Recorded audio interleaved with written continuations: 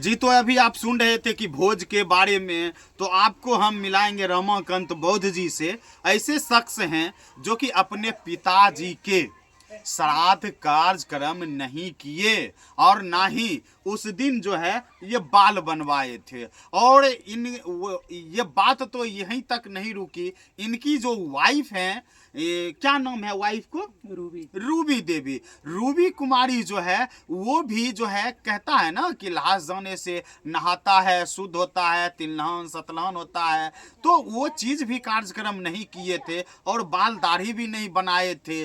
पिताजी जब इनके मरे थे तो बहुत सारी समस्या इनके आगे आई, फिर भी ये किसी के आगे नहीं झुके हैं। तो आज ऐसे शख्स से मिलाने जा रहे हैं। सर थोड़ा जो है कैमरामैन थोड़ा आगे आइएगा। तो ये जो है बात ये सही है सर कि आप अपने पिताजी के मृत्यु के उपरांत जो है गंगा जी नहीं गए, बाल दाढ़ी बनाए हैं सर?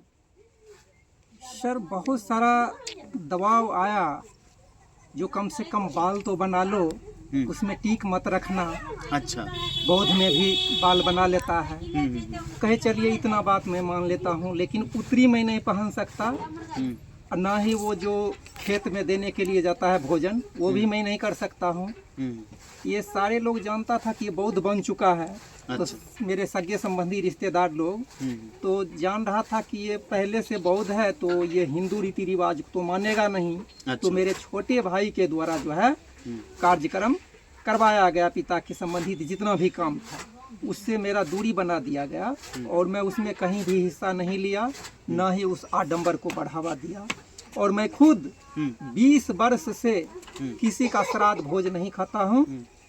श्राद्ध का भोज खाना जैसे पहले कि गाय मरने के बाद गिद्ध उतरता था बहुत सारे, उससे मैं तुलना करता हूँ। अच्छा। जो गाय मरने के बाद इतना गिद्ध उतर गया है खाने के लिए, उसी तरह एक मृत्यु मनुष्य मरने के बाद दूसरा मनुष्य भोज करने के लिए जो उत्सुक होते हैं और उनका मन में ये रहता है कि मेरा इतना लोग भोज खा लेगा तो मुझे पुण्य होगा। हाँ। ये सोच करके करता है। लेकिन सर एक और बात मतलब लगता है, भोज और कहीं होता है ना तो उनको बोला जाता है कि सबसे पुण्य का भागी वो होगा जो पत्तल उठाएगा। एक तो कहता है कि जो पानी बांटेगा उसको पुण्य भागी होगा। तो एक भोज तो करने से अच्छा होता है कि पानी बांटने वाला मतलब पुण्य कमाता है, पत्तल उठाने वाला पुण्य कमाता है, तो अब भोज करने वाला भी पुण्य कमाता है। तो आप क्यों नहीं पुण्य कमाएं सर? सबसे पहले समझ लीजिए पाप और पुण्य होता क्या है। अच्छा। कोई कोई अच्छा काम करते हैं जी, वह पुण्य है।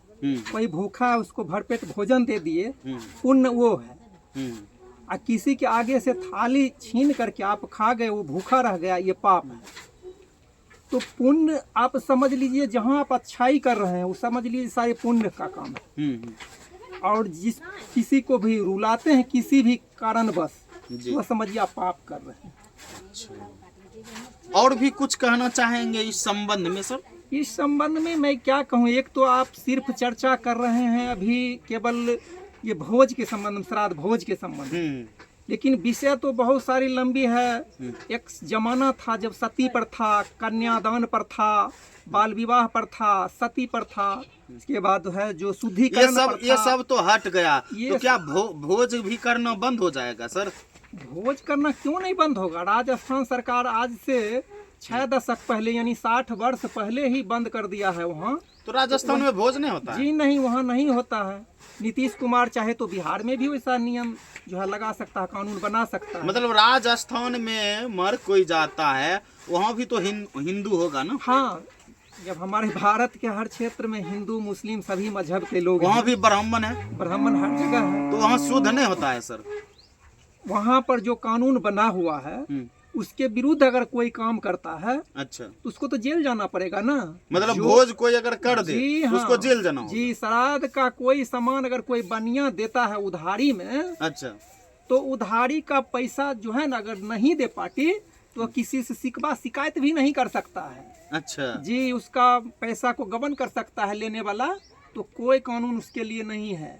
और कोई चुपके से चला भी गया कहने के लिए जो ये लोग श्राद्ध कर रहा है चोरी छिपे, तो उसे जेल जाना पड़ेगा। तो आपका पिताजी तो नहीं रहे, माताजी हैं? जी माता जी है। तो माता जी से तो बात विचार होते होंगे हाँ आपको? हाँ, यहाँ तक मिलने आ जाती है, अभी भी चलने फिरने में सक्षम है।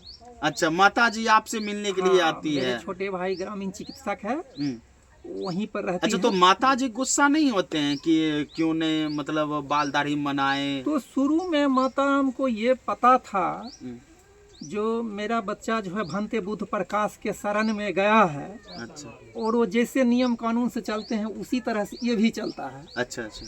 तो एक पिता की ही बात नहीं है, टोला मोहल्ला मेरा जितना भी दियाद गोतिया पड़ोसिया है, किसी में हम नहीं बनाते थे। चाचा मेरा थे मंझिल, उनमें भी हम नहीं बनाए।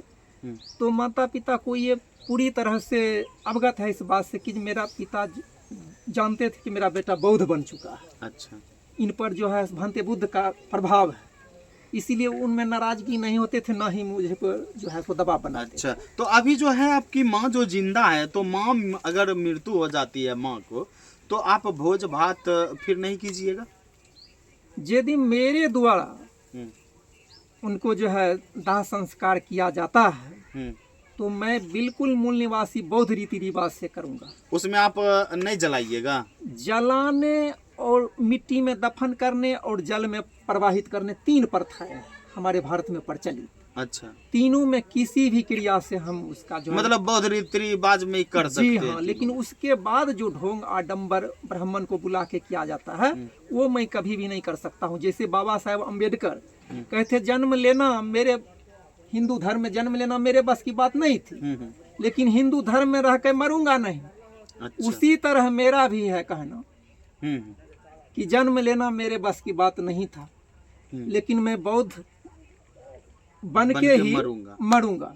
अच्छा, इसीलिए मैं बौद्ध बन गया, और मुझे यहाँ के 36 कोटि देवी देवता से कोई लेना देना नहीं है। और मैं भी चाहता हूँ कि मेरे तरह ही यहाँ का समाज में बदलाव हो, इस तरह का बुद्धि विवेक तर्क वितर्क करने की क्षमता उसमें जगे, और एक दिन यह पुनः बौद्धमय भारत बने, अशोक सम्राट का भारत बने। इसमें मुझे बहुत खुशी होगा। तो अभी आप सुन रहे थे कि इनकी जो है पिताजी की मृत्यु बहुत पहले हो गए थे, तो ये भोज भात कुछ भी नहीं किए थे और नहीं बाल दाढ़ी बनाए हैं। और माताजी जो हैं इनका अभी जिंदा हैं, तो माताजी को जो है ये आश्वासन देते हैं कि हम जो है अपना रीति रिवाज से बौद्धिस्ट विचारधारा से आपका श्राद्ध कर्म करेंगे। इसी के साथ धन्यवाद, स्वागत है, जय बिहार।